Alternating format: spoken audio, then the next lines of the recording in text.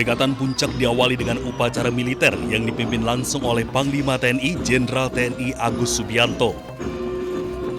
Peringatan ini diwujudkan sebagai bentuk syukur dan penghormatan kepada prajurit Korps Marinir atas dedikasi dalam menjalankan tugas negara.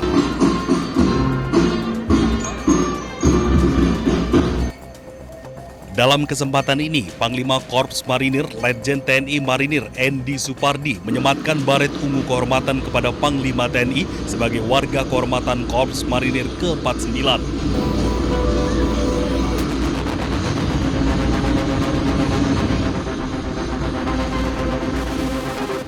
Peringatan kali ini menjadi momentum Korps Marinir untuk meningkatkan profesionalisme, kekompakan, dan komitmen pengabdian prajurit marinir kepada masyarakat dan negara.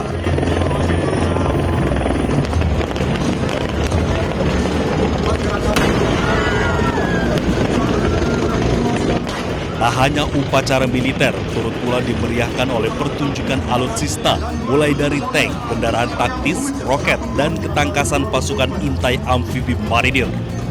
Rangkaian acara peringatan Hari Ulang Tahun ke-80 Korps Marinir tahun 2025 ini, yang mana tadi telah kita saksikan bersama, diawali dengan pengangkatan warga kehormatan marinir bagi Panglima TNI Jenderal TNI Agus Subianto.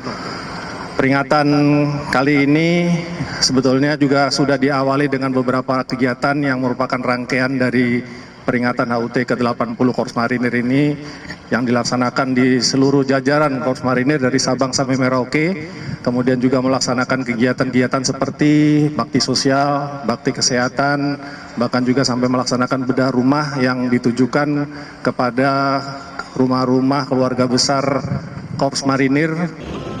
Acara ditutup dengan pesta rakyat yang menyediakan ribuan porsi makanan gratis dari 48 stand kuliner UMKM gratis untuk masyarakat. Dari Jakarta, Rizky Iqbal, Muhammad Khairuddin, iNews melaporkan.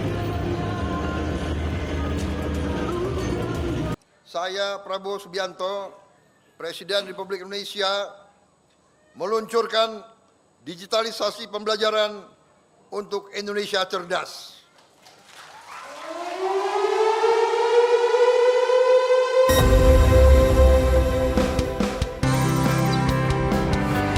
Presiden Prabowo Subianto luncurkan penggunaan interaktif flat panel atau smartboard di Sekolah Menengah Pertama Negeri 4 Kota Bekasi. Kehadiran Presiden Prabowo di SMPN 4 Bekasi disambut meriah. Tak hanya murid-murid hingga guru sekolah, warga sekitar pun ikut menyambut kedatangan Prabowo. Mereka berbaris dan menyalami Presiden Prabowo. Presiden Prabowo menyebut digitalisasi pendidikan ini merupakan cara pemerintah untuk mempercepat perbaikan pendidikan di Indonesia. Digitalisasi ini adalah upaya kita untuk lompat. Kita tahu kekurangan-kekurangan ini. Kita tahu guru perlu ditatar, dan kita tahu ada berapa mata pelajaran di mana guru-guru kita kurang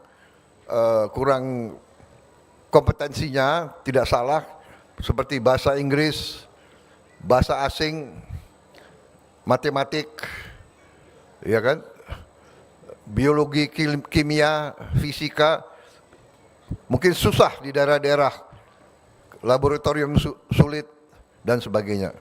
Ini salah satu cara untuk lompat dan mempercepat. Tapi walaupun kita lompat, kita kejar lagi bahwa kita ingin, saya katakan tadi, memperbaiki semua sekolah yang ada di Indonesia. Dan kita ingin konsolidasi sekolah-sekolah itu. Kalau sekolah-sekolah itu muridnya sudah kurang, kita konsolidasikan. Dan kita bikin sekolah-sekolah yang bagus.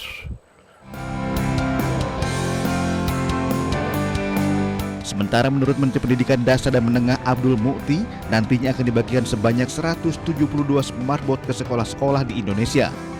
Abdul Mu'ti menambahkan, pembagian smartboard ini merupakan bagian dari digitalisasi pendidikan.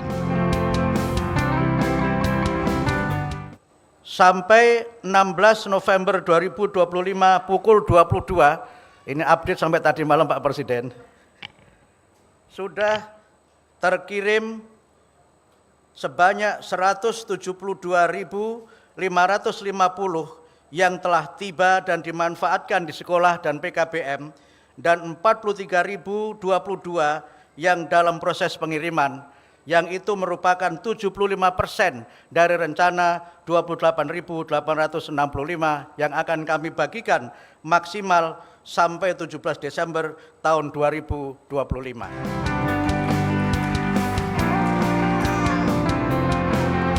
Acara peluncuran sekaligus menandakan era baru implementasi digitalisasi pendidikan yang dilakukan secara masif di bawah pemerintahan Kabinet Merah Putih.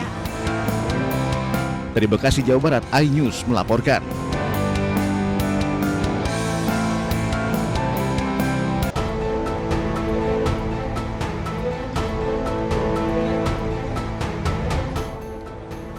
Ditreskrimum Polda Metro Jaya menggelar rekonstruksi kasus penculikan dan pembunuhan Kepala Cabang Bank BUMN yang jasadnya ditemukan di sebuah lahan kosong di Bekasi, Jawa Barat.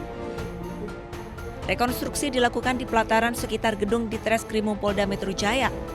Rekonstruksi dihadiri oleh seluruh tersangka, pihak-pihak kejaksaan, keluarga korban, dan LPSK. Dalam rekonstruksi, 2 tersangka yang merupakan oknum TNI juga turut dihadirkan. Keduanya menggunakan baju tahanan berwarna kuning karena merupakan tahanan militer. Sedikitnya 57 adegan dari para tersangka telah dilakukan dan 17 tersangka dihadirkan. Terdiri dari 15 warga sipil dan 2 anggota TNI. Dari Jakarta, Tim Liputan iNews melaporkan.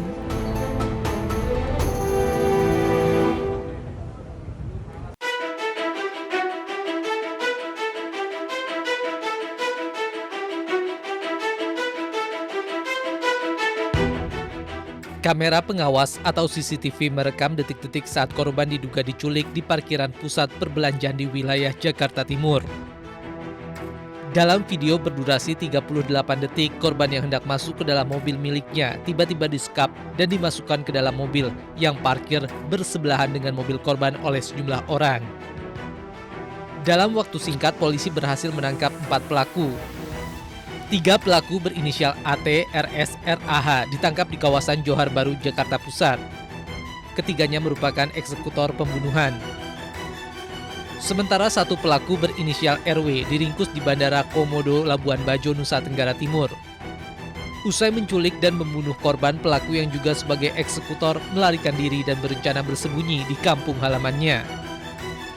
Polisi masih memburu 1 pelaku lainnya yang diduga sebagai otak pembunuhan. Kini keempat pelaku berada di Polda Metro Jaya untuk menjalani pemeriksaan lebih lanjut. Sebelumnya warga di Desa Nagasari, Serang Baru, Kabupaten Bekasi, Jawa Barat digemparkan dengan penemuan jasad seorang pria di area persawahan. Saat ditemukan pada Kamis pagi 21 Agustus, kondisi wajah, tangan, dan kaki korban terikat lakban. Jasad korban pertama kali ditemukan oleh seorang warga yang tengah mengembalakan hewan ternak. Tim Liputan iNews melaporkan.